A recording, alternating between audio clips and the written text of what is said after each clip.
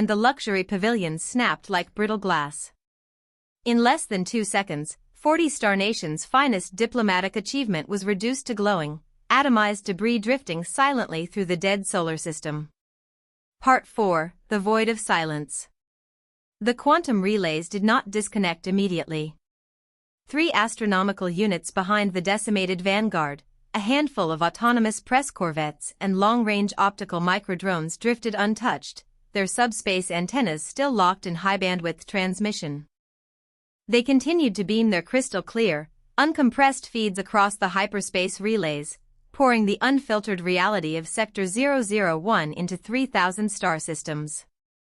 For an agonizing, endless 5 minutes, the entire galactic concord watched a graveyard in high definition. There was no sound in the void.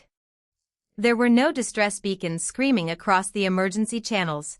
The relativistic kinetic burst had shattered every communication hub and command bridge before the electronics could even register hull breaches. All that remained of 58 grand vessels, the proudest diplomatic delegation ever assembled in galactic history, was a shimmering, expanding cloud of atomized pearl alloy, pulverized gold foil, and glittering particulate matter drifting in the cold solar wind. Against that backdrop of glittering ruin hung the blackened, glassed corpse of Earth. In the center of the broadcast, the massive Sdgghnm freighter did not pause to scan the wreckage. It deployed no salvage tugs, launched no boarding pods, and transmitted no victory proclamations. It did not even alter its core power output. On its lateral bulkheads, the automated point defense turrets swiveled back into their recessed housing compartments with cold, hydraulic finality. A dull, blue puff of chemical propellant vented from its rear maneuvering nozzles. The massive, brutalist hull slowly pivoted its nose away from the floating debris field, locked its navigational thrusters on a sublight vector toward the red sands of Mars, and accelerated smoothly into the inner system to resume its scheduled industrial haul. To the Communist Splupian Union, 40 star nations had not just challenged their borders. They had simply been an errant swarm of space debris cleared by an automated perimeter subroutine. Then, the freighter's wake disturbed the local magnetic field, the signal degraded, and across 4 galactic sectors, trillions of holographic screens simultaneously snapped to gray, screaming static. In the public squares of the core worlds, no one moved. In the high-altitude banquet halls of the capital spires, crystal glasses slipped from numb fingers and shattered on marble floors. In the crowded subterranean amphitheaters of the industrial rim, millions of laborers stood frozen, staring at blank projector walls in dead, paralyzed silence. News anchors on live broadcast sets sat weeping silently into their desks, unable to utter a single word to their viewers. The shock was not merely the loss of the fleet. It was the complete, catastrophic annihilation of their entire worldview. For 6 centuries, the civilizations of the Concord had built their military doctrines, their cultural philosophies, and their nightmares around humanity. They had spent generations preparing for the butcher species, the savage Terran warmongers who split atoms, conquered continents, and drenched their cradle world in blood. Humanity was supposed to be the apex predator of the cosmos, the unconquerable terror waiting in the dark. And yet, humanity had been casually, utterly eradicated. They had been wiped off their own homeworld decades ago, dismissed as mere vermin in an offhand clearance order.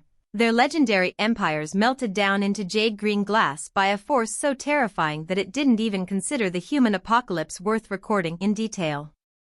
Worse still was the realization of their own profound insignificance. The Concord had sent their finest flagship, their most decorated high diplomats, their most impenetrable prismatic shields, and their most advanced escort cruisers. And to the sovereign power occupying Seoul, that entire millennium achievement did not even warrant a naval response.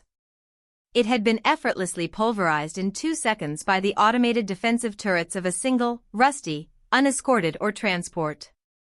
Across 3,000 systems, the planetary sirens began to wail in the dark. Stock markets ceased to exist. Governments declared indefinite states of planetary martial law as panic spread like an unquenchable fire through the streets. The galaxy had finally unlocked the coordinates to the monster's lair, only to find that a far darker, incomprehensible titan had already eaten the monster, claimed its bones, and told the rest of the universe to stay out of its way.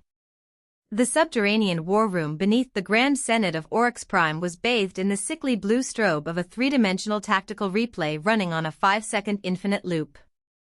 Around the sunken holotank, 24 high admirals, planetary governors, and defense ministers stood in complete, suffocating darkness. No one sat. No one touched the digital slate pads resting before them. "Run it back," Grand Admiral Valen muttered. His voice was raw, stripped of the aristocratic cadence that had commanded 40 system fleets for half a century. "Slow the capture rate to 1/10th of a standard second. Zoom in on the Starlight Vanguard's forward kinetic barrier." A young sensory technician, her hands visibly trembling on the hard light interface, tapped the controls. The holographic projection of the pearl-white diplomatic flagship hung frozen in the air. Around it, the 12 Aegis heavy cruisers floated in pristine formation. Then the frame ticked forward by a single microsecond. There was no visible weapon charging signature. There was no tachyon buildup, no thermal bloom, and no plasma flare. Just an imperceptible blur from the flank of the black, blocky freighter, and then the Vanguard's triple-redundant, super-heavy prismatic shield lattice simply vanished. It did not flicker, buckle, or overload its heat sinks.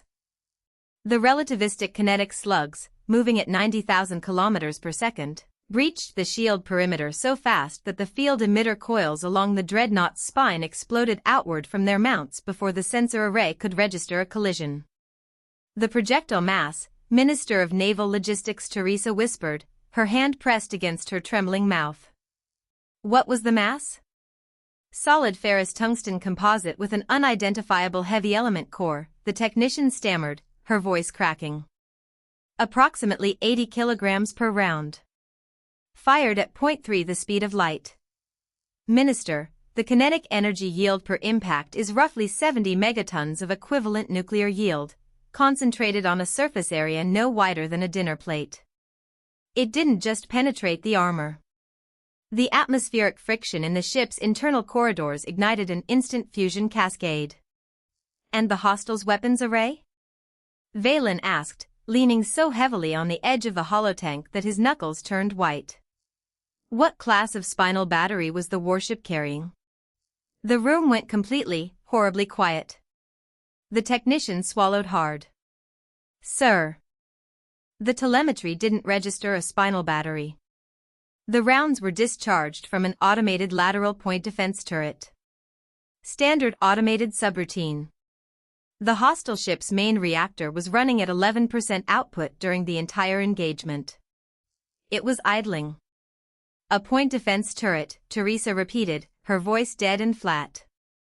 "You are telling the High Council that 58 capital ships, our entire first contact armada, were wiped out by a ship's automated anti-meteorite guns?"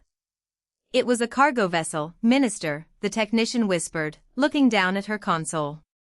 "We managed to isolate the hull registry before the relays burnt out. It wasn't a battlecruiser. It was an unescorted bulk or carrier hauling raw mining slag to their fourth planet. It didn't even adjust its transit heading." Valen closed his eyes. The breath left his lungs in a ragged, shuddering gasp. For 60 years, the Grand War College had taught that defense in depth, prismatic deflectors, and long-range particle lances were the pinnacle of interstellar warfare. In less than 2 seconds, an industrial freighter belonging to a civilization they had never heard of had rendered every textbook, every fleet doctrine, and every trillion-credit naval asset across 40 star nations entirely, hopelessly obsolete. 600 stories above the war room, in the glittering glass spires of the upper Ethelgard arcology, the panic had long since breached the containment lines. Through the vaulted crystal windows overlooking the Metropolitan Plaza, thousands of emergency airspeeders with flashing amber sirens cut through the torrential rain, their sirens drowned out by the deafening roar of millions of screaming citizens gathered on the ground below. Inside a high-end diplomatic lounge, luxury crystal flutes of imported vintage lay shattered across the white polished marble. The wall-sized broadcast screens, which only an hour earlier had been displaying triumphant countdowns and holographic portraits of the diplomatic corps, now flickered with emergency civil defense tickers rolling across a background of dull gray static.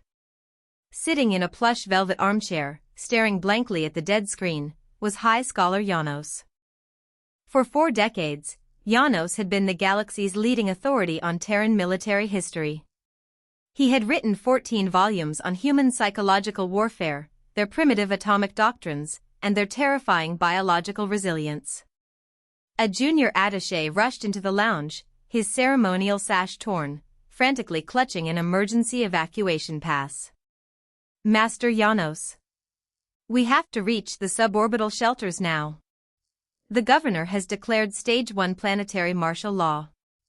The outer perimeter defense garrisons are falling back to the inner atmosphere? They called them vermin, Janos whispered, staring into the dark corner of the room. The attaché stopped, panting. What? The message. Did you hear the officer's voice on the broadcast? Janos turned his head, his eyes hollow, sunken with a bottomless existential dread. There was no pride in it. No hatred. No warrior's triumph. It was the voice of a sanitation clerk who stepped on a beetle in a warehouse. Janos, please, the transports are leaving. We spent 600 years terrified of the humans, Janos said, a bitter, trembling laugh catching in his throat. We wrote epics about their brutality. We built our entire planetary defense network on the assumption that if humanity ever escaped Sol, they would drown the stars in blood. And they were already dead. Someone else walked into their system, put an antimatter boot to their throat, and liquidated 20 billion of the most ferocious predators this galaxy ever birthed, and then they paved their homeworld in green glass just to build a mining depot. Janos pointed a trembling finger at the blank screen on the wall. We didn't find the monster in the dark, boy, Janos said softly, tears tracking down his wrinkled face as the sirens outside screamed into the night. We found the thing that ate the monster, and it just told us that we're next if we step on their lawn. On the industrial mining world of Krell 9, 2,000 light-years away on the rim of the Perseus Veil, the scene was not one of refined despair, but of raw, violent collapse. Inside the crowded subterranean rec halls, hundreds of rough-handed heavy freight dockworkers and mercenary pilots were crowded around battered holotanks. The live stream had cut out, but the final audio broadcast was being looped continuously over the local shortwave radios, crackling through the smog-choked air. The human vermin were liquidated decades ago. Xeno scum should stay out of our system. A towering, scar-faced mercenary slammed his heavy ceramic mug onto a metal table, denting the plate. Turn that off. Cut the feed.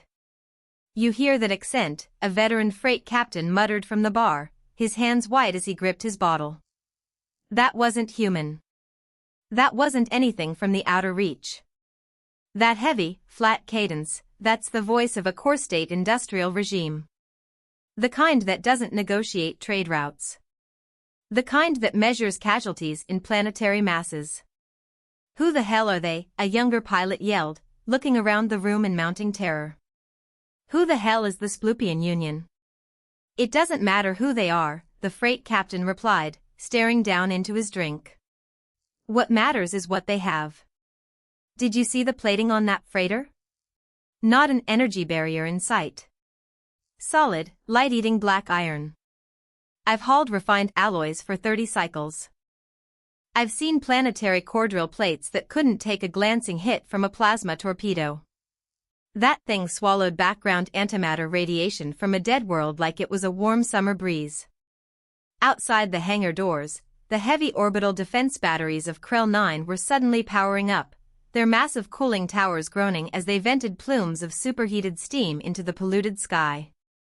But to the men sitting in the bar, the sound brought no comfort. Look at them spinning the guns, the mercenary laughed bitterly, staring up at the vibrating ceiling. What are those pea-shooters going to do against something that throws kinetic iron at 30% of light speed? If that freighter turns around and jumps to this sector, this whole damn moon will be shattered rock before the proximity alarms finish their first chime. Out on the farthest listening outpost on the absolute rim of the Concorde's charted space, Deep Array Epsilon 4, a lone signal